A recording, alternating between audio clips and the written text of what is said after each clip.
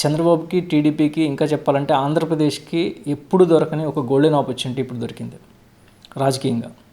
దీన్ని కనుక సద్వినియోగం చేసుకుని చంద్రబాబు ప్రధానమంత్రి పదవి తీసుకుంటే రాష్ట్రాన్ని స్వర్ణాంధ్రప్రదేశ్ చేయాలని ఆయన 40 ఏళ్ల కళ ఇప్పుడు నెరవేరుతుంది. అమరావతిని దేశంలోని అత్యంత ఆధునికమైన రాజధానిగా నగరంగా చేయొచ్చు.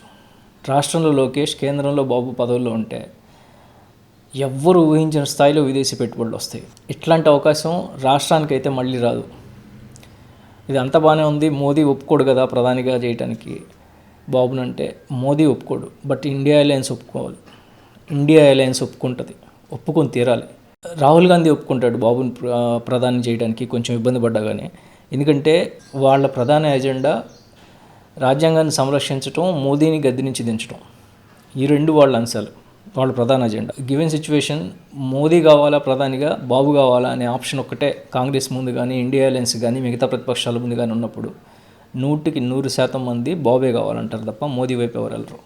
అటు కాంగ్రెస్ కానీ, మిగతా మిత్రపక్షాలు కానీ, మమతా, నితీష్ కుమార్, ఎన్డీఏలో ఉన్నా కానీ నితీష్ కుమార్ సైతం అందరూ ఇండియా కూటమి మిత్రపక్షాలు మొత్తం బాబుకే ఓటేస్తాయి. ఇంక్లూడింగ్ బీజేపీలో కొన్ని వర్గాలు కూడా. బీజేపీలో జైన్ వర్గం ఒకటి, హిందూ వర్గం ఒకటి, రెండు ఉన్నాయి. జైన్ వర్గం సపోర్టు గుజరాతీ లాబీ మోదీకి సపోర్ట్గా ఉంటుంది. బీజేపీలో ఇప్పుడు మోదీకి వ్యతిరేక వర్గం చాలా బలంగా ఉంది, ఎదురు చూస్తుంది అవకాశం కోసం. వాళ్ళందరూ ఖచ్చితంగా బాబుకి మద్దతు ఇస్తారు. అంతేకాదు ఇక్కడ లోకల్ విషయాలకు వచ్చిన పవన్ కళ్యాణ్కి కూడా చంద్రబాబు ప్రధాని అవుతాడంటే ఇంకంతకంటే ఏం కావాలి. రాష్ట్రానికి ఎంత మంచి జరిగిద్ది అనేది తనకు తెలుసు కాబట్టి పవన్ కళ్యాణ్ కూడా మోదీనా చంద్రబాబు అనే ఆలోచన వచ్చినప్పుడు డెఫినెట్గా బాబుకే ఓటేస్తాడు ఆయన కూడా. అండ్ రాజకీయంగానే కాదు, దేశంలో ప్రజల్లో కూడా అటు ముస్లింలకి, క్రైస్తవులకి, మన హిందువులకి సమానంగా ఆమోదించే వ్యక్తి ఎవరైనా ఉన్నారంటే ఖచ్చితంగా చంద్రబాబే. చంద్రబాబు ఒక సెక్యులర్ నాయకుడిగా ఒక మంచి ఇమేజ్ ఉంది ఆయనకి, సాఫ్ట్ హిందుత్వ వ్యక్తి అని. దేశంలో అందరికీ చంద్రబాబు అంటే ఒక మంచి లీడర్ అనే ఇమేజ్ ఉంది. ఎప్పుడూ ఏ కాంట్రవర్సీలో లేడు ఆయన, సెంట్రల్ పాలిటిక్స్లో అట్లీస్ట్. రిలీజియస్ పాలిటిక్స్లో అసలు కాంట్రవర్సీస్లో లేడు. సో ఈ విధంగా కూడా చంద్రబాబుకి ఏం అభ్యంతరం ఉండదు ఎక్కడ.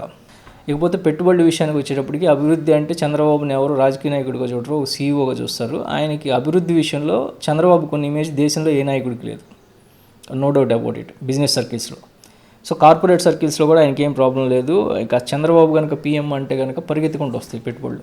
10 రెట్లు స్పీడ్తో దేశం అభివృద్ధి అయింది. అంతర్జాతీయంగా ఉన్న దేశాలతో మంచి సంబంధాలు ఉన్న లీడర్ కాబట్టి చంద్రబాబు నాయుడు. ఆ విధంగా కూడా చంద్రబాబు విజన్ దేశాన్ని అభివృద్ధి చేయడానికి ఉపయోగపడుతుంది. అన్నిటికంటే ముఖ్యంగా ఆంధ్రప్రదేశ్ అభివృద్ధి ఈ 10 ఏళ్లలో బాగా వెనకబడిపోయింది. ఇప్పుడు కనుక ప్రధానిగా బాబు అయితే స్పెషల్ స్టేటస్కి ఎంత వస్తుంది అనుకున్నారో అంతకి 10 రెట్లు లాభం చేయొచ్చు. గుజరాత్ని తలదన్ని రాష్ట్రంగా మన రాష్ట్రాన్ని మార్చవచ్చు.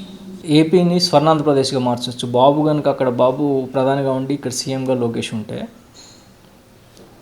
మీ రాష్ట్రాన్ని, అమరావతిని ఎట్లా కలగన్నారో అట్లా ఎగ్జాక్ట్గా అట్లా మార్చుకోవచ్చు, అట్లా నిర్మించవచ్చు. అందుకే చంద్రబాబుతో కాంగ్రెస్ పెద్దలు మాట్లాడితే బెటరు. ఎందుకంటే మోదీ ఇంకొక 2-3 నెలలు పదవిలో ఉన్నాడంటే కాంగ్రెస్లోంచి, మిగతా పార్టీలోంచి సగం లాగేస్తాడు. సో అప్పుడు ఈ అవకాశం కూడా ఉండదు రాష్ట్రానికి కానీ, టీడీపీకి కానీ. సో ఏది జరిగినా ఇప్పుడే జరగాలి. అందుకే చంద్రబాబుని టీడీపీ క్యాడర్ ఒత్తిడి చేయాలి ఈ ప్లాన్ అమలు చేయడానికి. ఇది చంద్రబాబు కోసం కాదు, ఇది స్టేట్ కోసం. ఇది ఇలాంటి అవకాశం మళ్ళీ రాదు, ఎప్పుడు రాదు. అందుకే చంద్రబాబు కూడా మొహమాటం వదిలేసి పావులు కదపాలి ఈ టైంలో. ఎట్లాంటి అవకాశం మళ్ళీ రాదు, దీన్ని వదులుకోకూడదు.